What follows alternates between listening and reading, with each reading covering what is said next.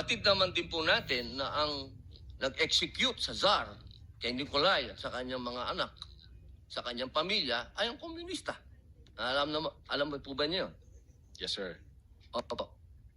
Ngayon, sino po ba ang pangalawang pangulo na lumaban sa komunista?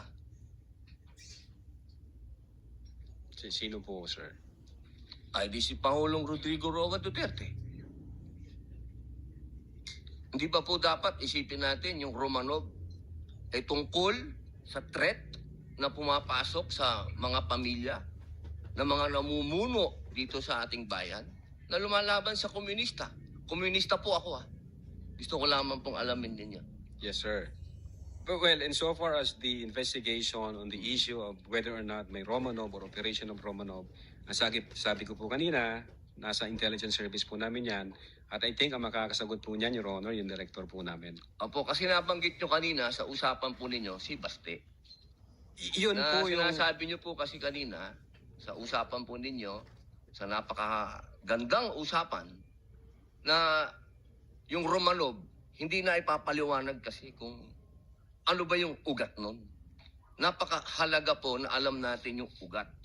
Si Presidente Marcos Sr. ang lumaban sa komunista, kaya nagkaroon ng threat noong 1986. Yes, sir. Ngayon, sinasabi ni Baste na nagkakaroon ng threat sa kanila, pamilya, sapagkat alam naman nating lahat na ang nagpatuloy ng paglaban sa komunista pagkatapos ni Pangulong Rodrigo Roa Duterte ay si Inday Sara Duterte, ang ating Vice President. Ayon po ba kayo doon? Wala po akong personal knowledge, sir. Ay, bakit po kayo walang personal knowledge? Yun po ang sumunod na assignment ng ating Vice Presidente pagkaupo niya. Siya po ang nag-take over ng NTF-ELCAC. Hindi po alam ng NBI yun. Well, nag-NTF-ELCAC siya, pero yung factual circumstances doon, Factual, wala pa po akong... wala po kayong... Pero alam niyo po, sagutin na lang po ninyo na siya ang nag-take over ng NTF-ELCAC. Yes, Your Honor.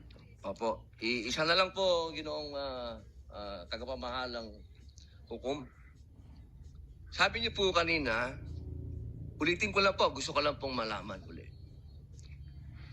Inamin niyo po na wala kayong personal knowledge tungkol dun sa threat ng Pangulo? Ng pangalaw, sabi niyo po kanina, wala kayong personal knowledge na kumuha na ng assassin o papatay sa Pangulo, ang pangalawang Pangulo? Narinig ko po kanina. During that time? Yes or no lang po? During that time, ongoing ho ang validation namin, So, sir. ibig niyo pong sabihin ngayon, meron na kayong personal knowledge, na meron na kayong...